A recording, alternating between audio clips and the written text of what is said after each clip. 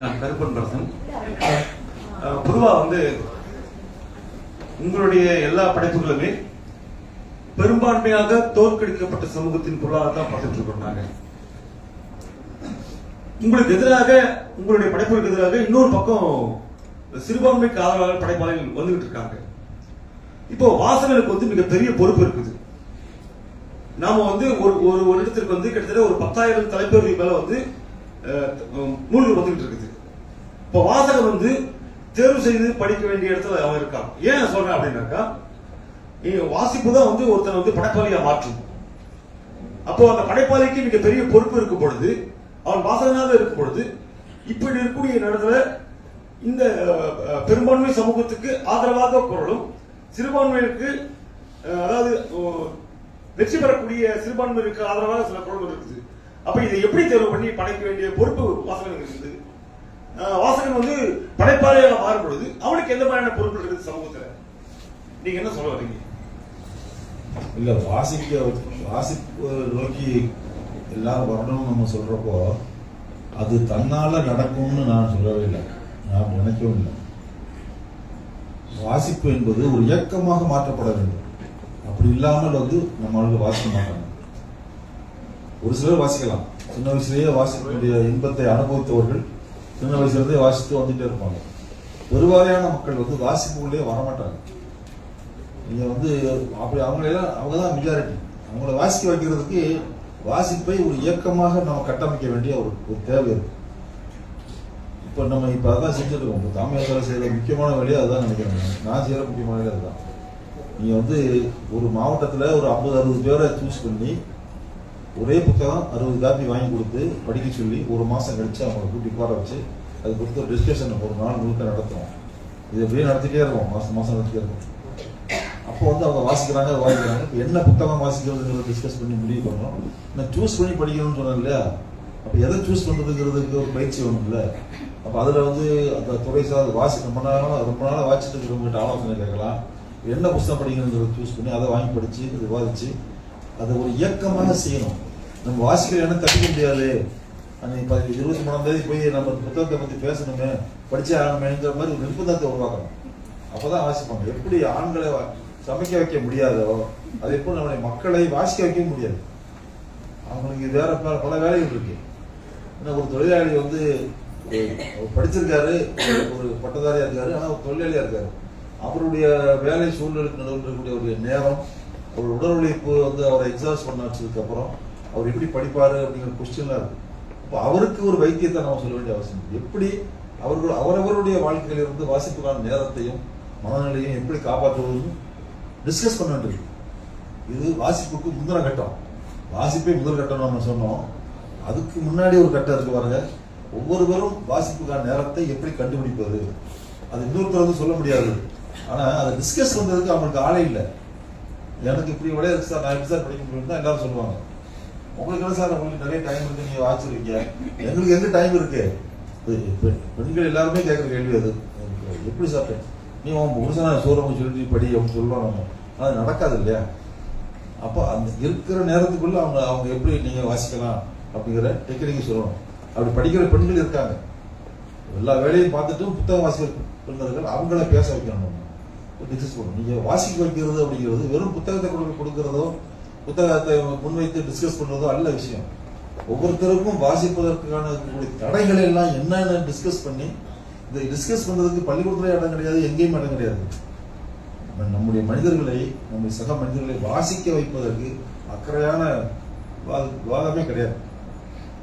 வாசிப்பதற்கான ஆளும் கிடையாது, வழிகாட்டுவதற்கான ஆளும் கிடையாது.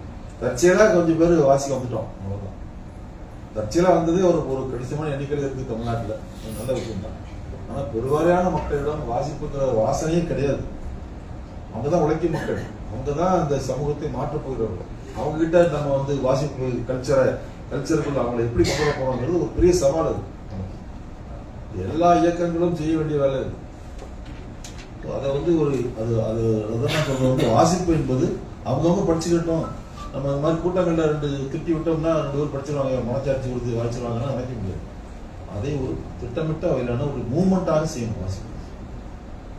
அதுக்கு பெரிய பெரிய வழிகளை கண்டுபிடிக்கிறாங்க. நாங்கள் சில எக்ஸ்பெரிமெண்ட்ஸை பண்ணி சில வழிகளை கண்டுபிடிச்சிருக்கோம். அது சில மாவட்டங்களில் ஒர்க் அவுட் ஆகுது.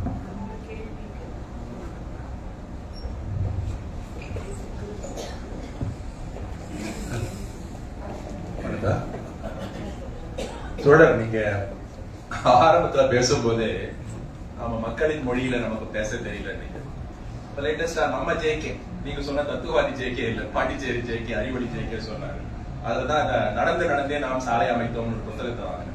பாவ்லோ பிரேயரும் ஹார்ட்டனும் பேசிக்கிறது. அதெல்லாம் அவங்க பேசிக்கிறாங்க, மக்கள் இன்னும் நாம் கூறுவதை முழுமையாக உணர்ந்து கொள்ளவில்லையே என்று வருத்தப்படும் பாவ்லோவிடம் எந்த சஞ்சலமும் இல்லாமல் மைல்ஸ் ஹார்ட்டன் சொல்கிறார், என்ன இன்னுமா உனக்கு புரியவில்லை, நாம் இன்னும் மக்கள் மொழியில் பேச கற்றுக்கொள்ளவில்லையே என்பதை.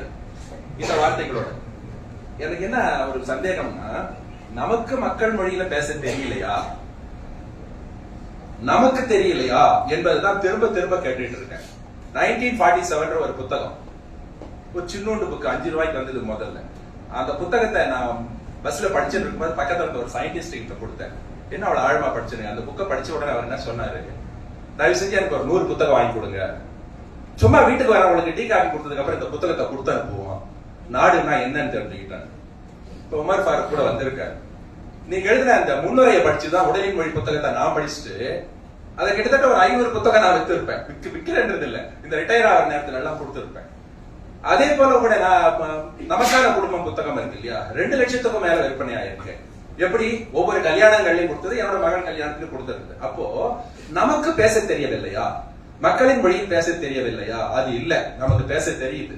மக்களின் மொழியில பேச தெரிஞ்சதுனாலதான் நம்ம அறிவொழியில நம்மளால நிக்க முடிஞ்சது. என்னைக்கு கிடைக்கும் நாம அப்ப எங்க மிஸ் ஆகும், எங்க தவறும்? இன்னைக்கு இப்ப ஜஸ்ட் பிஃபோர் நீங்க சொன்னது ரொம்ப சரியான விஷயம். பெரும்பகுதி மக்கள் இன்னும் வாசிக்கவில்லை, வாசிப்பதற்கான சுவையே அவர்களுக்கு தெரியவில்லை. அப்படி படிச்சவன் மட்டும் இன்னைக்கு வாசிக்கிறானா?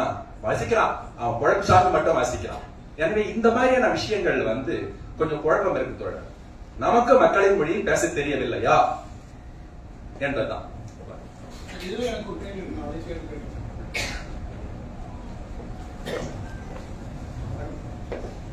ஹார்டன் சொன்னார் இல்லையா, அந்த வாக்கியம் இருக்கலாம். அதோட பேசினாலும் சரி, அல்லது தமிழ்நாட்டில் நிறைய இடதுசாரி இயக்கங்களுக்கான ஆரம்பம் அறிவொளியா இருக்கு.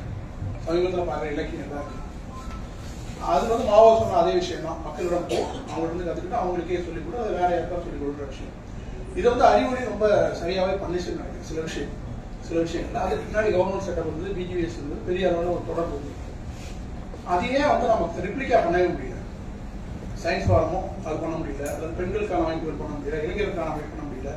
இயக்கம் ஒரு இயக்கத்தை சொல்றோம்ல, அந்த இயக்கமும் அதை பண்ண முடியலையா? எனக்கு அதை நான் மொழி மட்டும் இல்ல, ஏன் அதை செய்ய முடியல அப்படிங்கிற கேள்வியும் சேர்த்து இல்ல. இப்ப 1947 நமக்கான குடும்பம், நீங்க சொன்னது எளிய புத்தகங்கள்ல நான் எழுத புத்தகங்கள் தான். இது மாதிரி எழுதுறதுக்கு எத்தனை பேர் இருக்கோம்? 32 பேர் பத்தாது இல்லையா? நமக்கு எழுத வேண்டிய புத்தகங்கள் எவ்வளவு இருக்கு? இந்தியாவுடைய சுதந்திர போராட்ட வரலாற்றை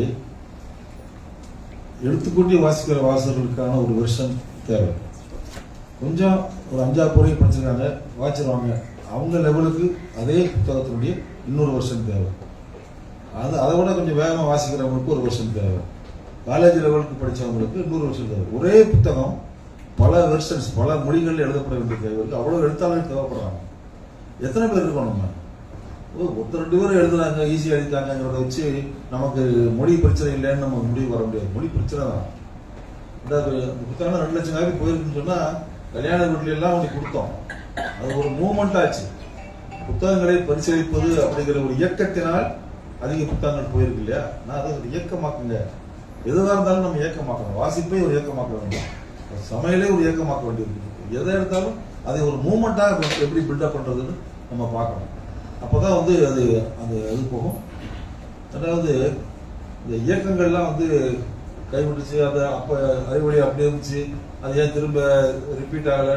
அப்படியே ரிப்பீட் ஆகாது. வரலாற்றில் ஒன் டைம் நடக்கும் அந்த இயக்கம், அப்படியே வரும். அதுக்கு ஒரு எஃபெக்ட் இருக்கும். அது பிடிச்சிருச்சுன்னா திரும்ப அதே மாதிரி நடக்காது. வேற ஒரு இயக்கம் பிடிச்சிட்டு வரும். அப்போ அதில் போய் நம்ம சேர்ந்து வேலை செய்ய முடியும். ஒவ்வொரு காலத்துக்குமான இயக்கம்ங்கிறது அந்த காலம் உருவாக்கும். அந்த காலம் உருவாக்குவதற்கான வெப்பத்தை நாம கொடுத்துட்டே இருந்தோம்னா அது 100 டிகிரி ஆகும்போது அது தன்னால கொதிச்சிருக்கிறது தான். அதே மாதிரியான ரெப்படிஷன்ங்கிறது வராது, வேறு வேறு இடத்துல வரும்.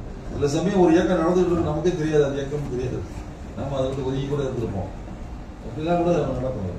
வரலாற்றில் அதே போல இன்னொன்றுங்கிறது எதிர்பார்க்க வேண்டியதில்லை. அது அன்றைக்கான ஒரு இயக்கம், அன்னைக்கெல்லாம் ஒன்று கூடி வந்துச்சு, அது அப்படி நடந்துச்சு. அரசாங்கம், மாநில அரசு, மத்திய அரசு, தொண்டர்கள், இயக்கவாதிகள் எல்லாம் ஒன்று சேர்ந்து வேலை செஞ்சோம். அப்படி ஒரு சூழலே அப்புறம் திரும்ப வரலாற்றில் வராதில்லை. இது வேற சூழல், வேற ஒன்றாச்சு. இது வேற ஒரு மாதிரியான ஒன்றை தான் நம்ம யோசிக்க வேண்டிய அவசியம் இருக்கு. மத்திய அரசு அன்றைக்கு இருந்த மத்திய அரசு இன்றைக்கு இல்லை. இந்திய வரலாறு இதுவரை காணாத அயோக்கியர்களுடைய ஆட்சி நடத்திட்டு இருக்கும்போது நீங்க இவன்கிட்ட போய் மக்களுக்கு பாடம் சொல்லிட்டு போறேன்னு என்ன விடுவான், எல்லாத்தையும் உணர்த்தி உள்ள போட்டுருவான். இப்ப வெளியுறவுத்துறை பேச போனா என்ன நடக்குது?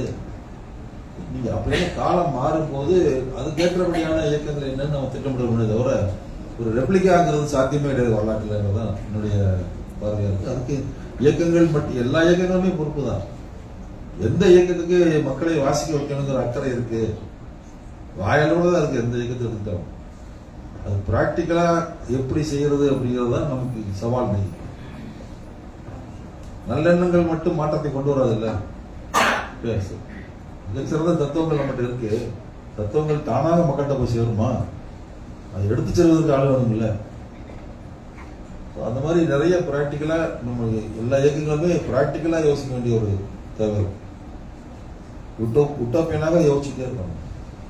உட்டோப்பியனுக்கு எதிராக கருத்தை சொல்லிக்கொண்டு பிராக்டிக்கலா உட்டோப்பியன்ஸ் தான் இருந்துக்கிறோம்.